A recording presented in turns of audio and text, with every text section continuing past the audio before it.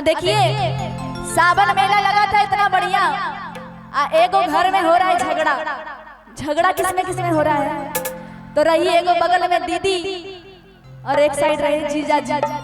दोनों आपस में झगड़ा कर रहा था। हम जब गए बोले क्या हुआ जीजा जी, झगड़ा क्यों हो रहा है? तो बोले कि हमारी सैलरी नहीं आई है और तुम्हारी दीदी मार झगड़ा घर में कर रहे हैं। तो हम बोले कि आखिर जीजा दिक्कत क्या है? तो जीजा जी बोले कि हरियर चूड़ी खातिर मार कर रही है घर में। अच्छा, मेहरारू के हरियर चूड़ी का श्रृंगार होला ना, और सावन में तो हरियर चूड़ी देख के चाहिए पति देव सबके। आप लोग जाइएगा तो खरीद के जाइएगा, भले ज्यादा महंगा वाला नहीं लेकिन खरीद के जाइएगा। तो अब कह रही है, हम बोले कि नहीं। तब दीदी का कहना तो सही है, हम भी तब लगे लड़ने के लिए। और क्या कह रहे हैं कि अरे हमरो घुमाई दी है जीजा, हम मनबो बाती ना, कि हमरो घुमाई दी है जीजा, हम मनबो बाती ना,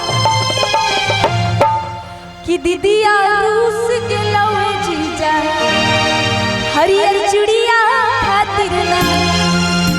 आ कहेंगे कि हमरो घुमाई दी है जीजा, हम मनबो बाती ना, हमरो घुमाई दी है जीजा, हम मनबो बाती ना, कि दीदिया रूस के लवे जीजा हरियर चूड़िया खातिर ना, कि दीदिया रूस के लवे जीजा हरियर चूड़िया खातिर ना।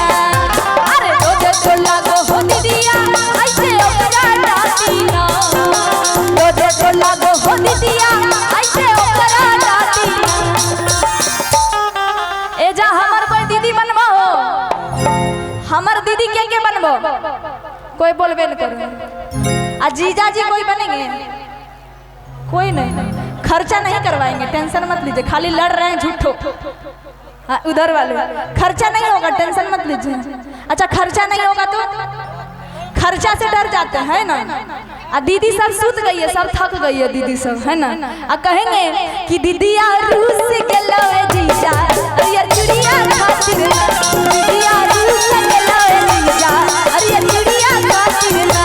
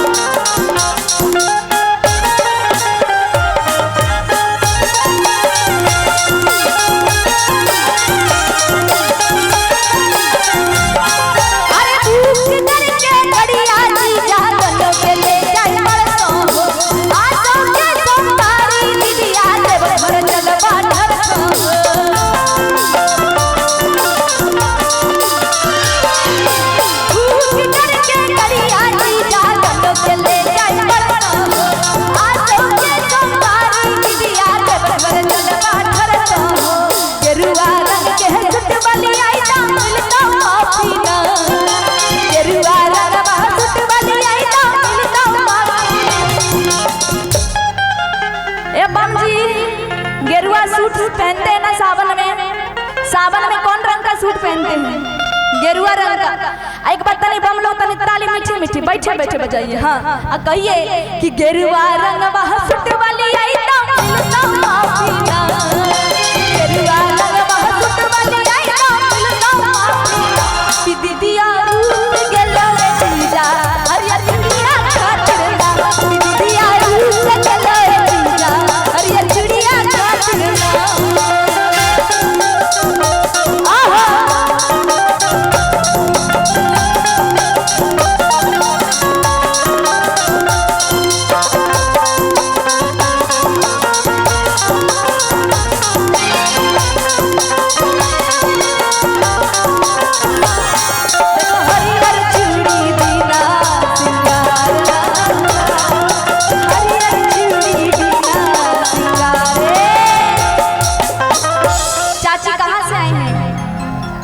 कटिहार जिला से। हाँ क्या बात है।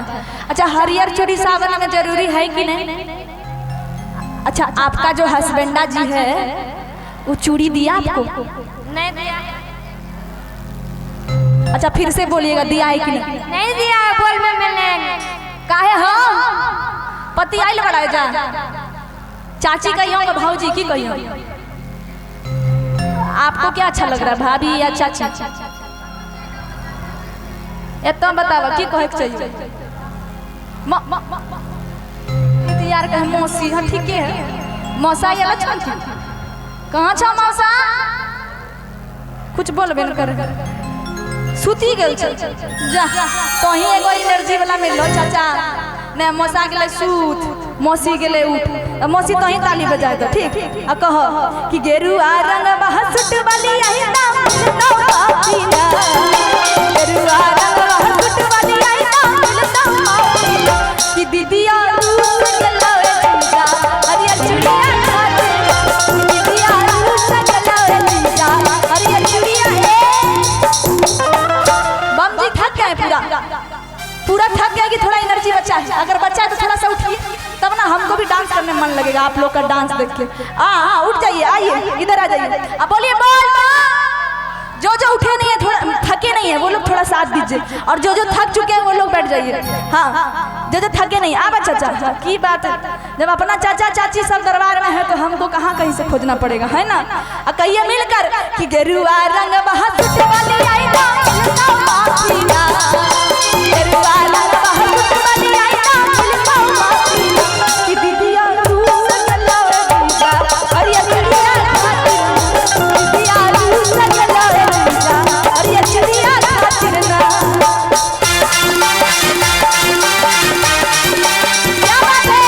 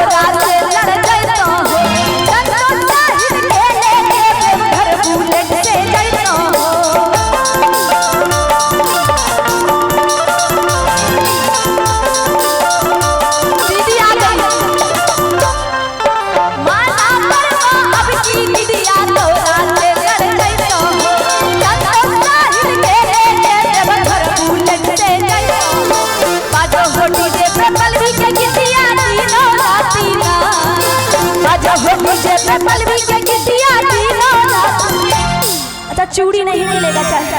अच्छा अभी आपको हम दीदी बनाते हैं ठीक है, तभी ना अच्छा लगेगा गाना गाने में। अच्छा दीदी चूड़ी नहीं मिलेगा तो घर में झगड़ा होगा कि नहीं? हाँ होगा। और खाना वाना सब बंद कर देना है जीजा जी का, सब बंद करेंगे। तब देखिए दीदी हमार पार्टी है, जे पति अपन पत्नी चूड़ी नहीं दिलो खाना बंद। एगो चूड़ी में कते पैसा लगे? अगर महीना महीना पत्नी के ध्यान रखबो तो नहीं सब एगो चूड़ी खरीद दे देबो, झुमका खरीद दे देबो, या मिजाज में तो पत्नी डम डम खुश कि हमर पति हमरा बहुत माने। यार पत्नी सबके की चाहिए, तनी मनी केयर कर दो, खाली कही दरिया तो आज बड़ी सुंदर लागल, इतने में फूल के हो जाए तो कद्दू, बस बतवा यहीं नहीं पड़ जाता हूँ, खत्म है कि नहीं? बस इतने काम है। और कहेंगे कि बाजो हो डीजे पे पलवी के कितिया, बाजो हो डीजे पे पलवी के